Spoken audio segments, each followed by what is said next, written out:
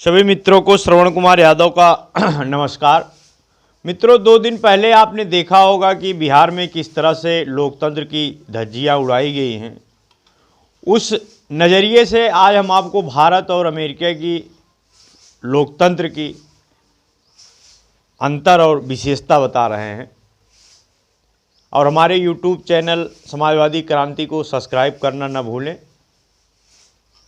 मित्रों, अमेरिका और भारत विश्व के 2 सबसे महान लोकतांत्रिक देश हैं, जहां सत्ता का हस्तांतरण लोकतांत्रिक प्रक्रिया द्वारा किया जाता है। भारतीय लोकतंत्र की तुलना में अमेरिका का लोकतंत्र पुराना है।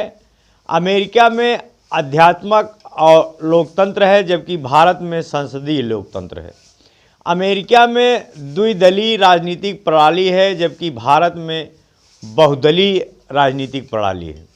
गौरतलब है कि आध्यात्मिक लोकतंत्र में सरकार की शक्ति राष्ट्रपति के हाथ में होती है, जबकि संसदीय लोकतंत्र में सरकार की शक्ति प्रधानमंत्री के हाथ में रहती है। डॉक्टर भीमराव अंबेडकर ने संविधान में भारत में ही आध्यात्मिक शासन प्रणाली का प्रस्ताव रखा था, लेकिन किन्हीं कारणों से सहमति न बन पाने के कारण इसे खारिज कर दिया गया। आज मैं उन कारणों पर चर्चा नहीं करूंगा।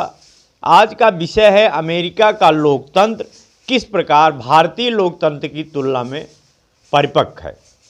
दरअसल अमेरिका का मतदाता भारत के मतदाता की तुलना में राजनीतिक रूप से ज़्यादा परिपक्व है और वह अपने वोट की कीमत को जानता है। ऐसा नहीं है कि अमेरिका में सभी लोग पढ़े लिखे हैं। वहाँ ज़्यादातर लोग स्कूली शिक्षा तक ही सीमित रह जाते हैं। उच्च शिक्षा प्राप्त करने वालों की तादाद अधिक नहीं है, लेकिन वहाँ के नागरिक अपने अधिकारों के प्रति सजग रहते हैं, इसलिए वे अपने मताधिकार का प्रयोग सोच समझकर करते हैं। भारत में स्थिति भिन्न है। यहाँ गरीबी, लाचारी और अशिक्षा के चलते एक वर्ग ऐसा है जो अपने मताधिकार का प्रयोग विवेकपूर्ण ढंग से नहीं कर पाता है। अमेरिका में सभी संवैधानिक संस्थाएं अपना काम ईमानदारी से करती हैं। वे सत्ता के दबाव में कोई कार्य नहीं करती हैं। मीडिया लोकतंत्र का चौथा स्तंभ माना जाता है। अमेरिका का मीडिया कुछ अपवादों को छोड़कर पूर्ण रूप से स्वतंत्र है और वह बखूबी अपनी भूमिका निभाता है। आज के तकनीकी युग में सरकारों को बनाने में और गिराने में मीडिया का अहम योगदान रहता है। यदि मीडिया निष्पक्षता से अपने कार्य का निर्वहन ना करे तो इससे लोकतंत्र आहत हो जाता है। सन 2016 के अमेरिकी राष्ट्रपति चुनाव में कथित कैम्ब्रिज एनालिटिका ने रिपब्लिक पार्टी के उम्मीदवार डोनाल्ड ट्रंप की जीत सुनिश्चित करने के लिए अहम भूमिका निभाई थी। यहाँ कहा जाता है कि इस एजेंसी ने अपने भ्रामक और झूठे प्रचार के जरिए अमेरिकी मतदाताओं को प्रभावित किया था। इसका परिणाम यह हुआ कि डोनाल्ड ट्रंप चुनाव जीत गए। अभी जल्द में ही 3 नवंबर 2020 को अमेरिका में राष्ट्रपति पद के लिए चुनाव संपन्न हुआ। इस बार डेमोक्रेट्स का पलड़ा भारी रहा हुआ और डोनाल्ड ट्रंप चुनाव हार गए और जो बाइडेन अमेरिका के नए राष्ट्रपति बन गए।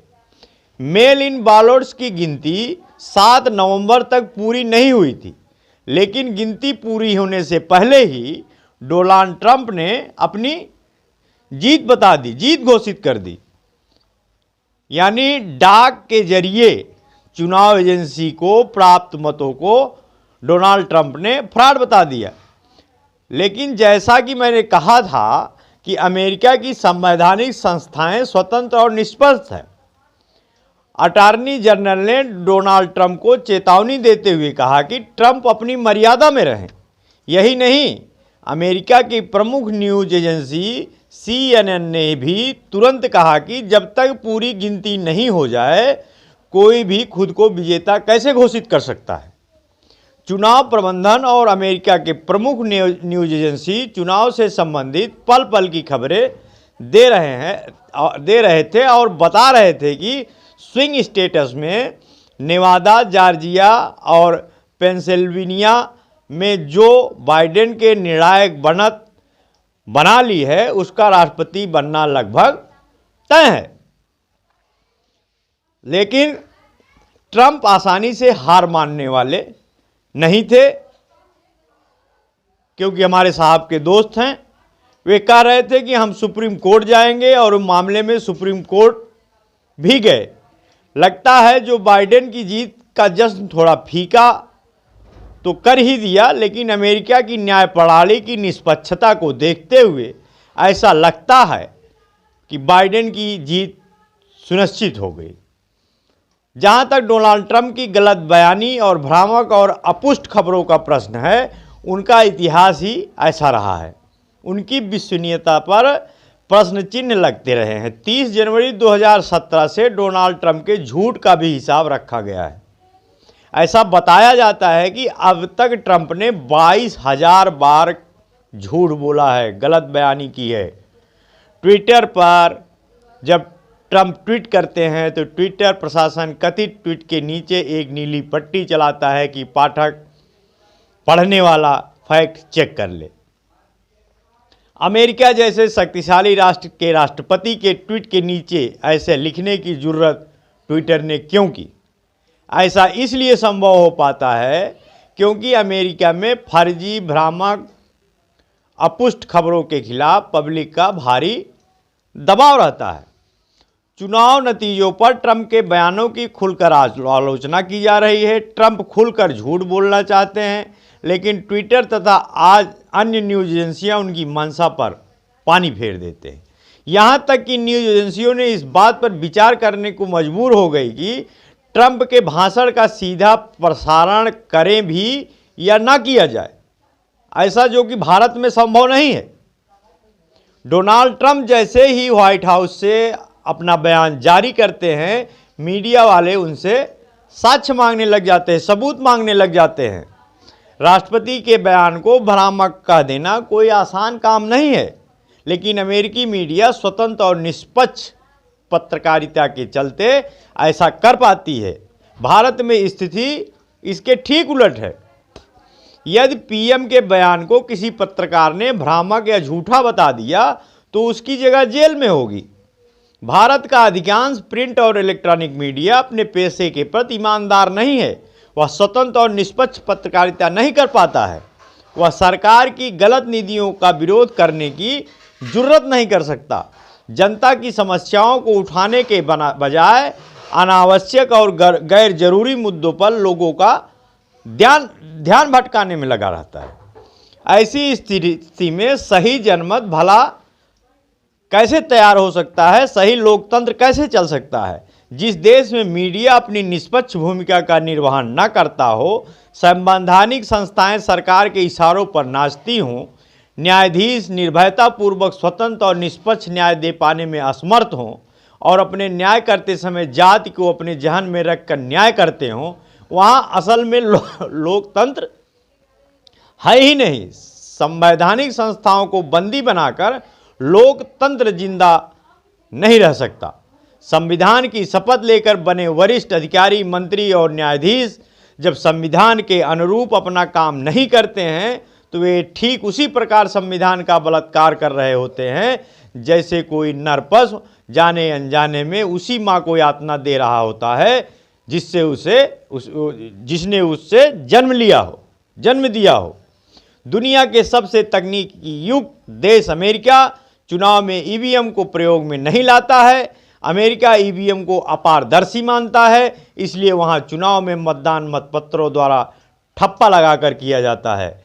फिलहाल चुनाव एजेंसी अमेरिका के मतदाताओं के निर्णय को गिन रही है, क्योंकि इस देश की सच्चाई और पारदर्शिता माने रखती है। इसके लिए तेजी से परिणाम निकलना माने नहीं रखता है।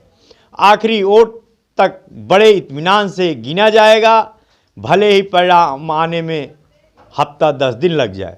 दुनिया के दूसरे छोर पर स्थित भारत की स्थिति ठीक इसी की उलट है। दुनिया के सबसे बड़े लोकतंत्र में ईवीएम से चुनाव कराए जाते हैं। ईवीएम में पारदर्शिता नहीं है, इसलिए भारत में अनवरत रूप से इसका विरोध होता रहता है और आज भी हो रहा है। लेकिन चुनाव आयोग और सुप्रीम कोर्ट अभी तक कोई ऐसा समाधान नहीं निकाल पाया जिससे जनता का विश्वास जीता जा सके। भारत अमेरिका के मुकाबले जन सुविधाओं, जीवन स्तर की गुणवत्ता और प्रति व्यक्ति आय में कहीं नहीं टिकता है। फिर भी वोटिंग मशीन का इस्तेमाल कर वोटिंग से स्पेस एस टेक्नोलॉजी का दिखावा करना कहां तक जायज़ है। विश्व के अनेक देश ईवीएम को नकार चुके हैं, लेकिन भारत ईवीएम से ही चुनाव कराने पर आमदा रहता है। आखिर क्यों? राज्य सरकारें, केंद्र सरकार, चुनाव आयोग, सुप्रीम कोर्ट को यह सुनिश्चित करना होता है कि आम नागरिक के वोट की पारदर्शिता पूर्वक गिनती हो रही है। रीचेकिंग या रिकाउंटिंग की मांग होने पर पारदर्शिता और निष्पक्षता पूर्वक साक्ष्य आधारित प्रक्रिया से गुजरा जाए। ईवीएम थोक में एक आंकड़ा देती है, संगणक चिप में झांक नहीं सकता है। इसे ईवीएम की पवित्रता में आस्था रखनी पड़ती है। चेकिंग का दूसरा रास्ता भी शंका का समाधान ढूंढने में नाकाम है। सुप्रीम कोर्ट ने यह व्यवस्था दी है कि रेडमली केवल 5% वीपीएट की पर्चियों की गिनती होगी। क्या पारदर्शिता बनाए रखने के लिए यह संभव नहीं है कि 100% वीपीएट की पर्चियां गिनी जाएं और ईवीएम से प्राप्त नतीजों से मिलान किया जाए? जर्मनी के सुप्रीम कोर्ट ने एक फैसला सुनाते हुए कहा था कि ईवीएम एक अपारदर्शी प्रक्रिया है और अपारदर्शी सिस्टम का लोकतंत्र की सबसे महत्वपूर्ण प्रक्रिया में कोई स्थान नहीं होना चाहिए। यह कहने में हमें कोई परहेज नहीं होना चाहिए कि आज़ादी के 73 वर्ष बीत जाने के बाद भी भारत में लोकतंत्र अभी भी अपरिपक्व है स्थिति में है। इसे परिपक्व होने में न जाने अभी कितना और समय लगेगा। कहीं ऐसा ना हो कि भारत में लोकतंत्र अपरिपक्वता के साथ ही कहीं दफन ना हो जाए। संवैधानिक प्रावधानों के क्रियान्वयन के बिना लोकतंत्र की परिपक्वता हासिल नहीं की जा सकती है। इसके लिए सरकारों को संवैधानिक प्रक्रियाओं का पालन करना होगा। अमेरिकी लोकतंत्र से हम राजनीतिक रूप से परिपक्व होने के गुण सीख सकते हैं। अमेरिका में डेमोक्रेटिक पार्टी के उम्मीदवार जो बाइडेन ने 290 मतों के साथ अभूतपूर्व जीत हासिल कर ली। वे यूएस के 46वें राष्ट्रपति हुए। साथ ही भारतीय मूल की कमला हैरिस भी अमेरिका की उपराष्ट्रपति हुई। तो इसलिए हम समस्त विपक्ष, सपा, बसपा, भाजपा, राष्ट्रीय जनता दल सभी पार्टियों से एक अपील और अनुरोध भी करते हैं कि आप सब एकजुट होकर ईवीएम का विरोध करिए, नहीं तो आने वाला समय आपको कई वर्षों तक सत्ता से दूर रखेगा। जब आप सत्ता में नहीं होंगे तो ओबीसी, एससी, एसटी समाज और संगठन का कितना बुरा हाल होगा ये परमात्मा ही जानता है। मित्रों नमस्कार, फूल जोहार, जय संविधान, जय समाजवाद।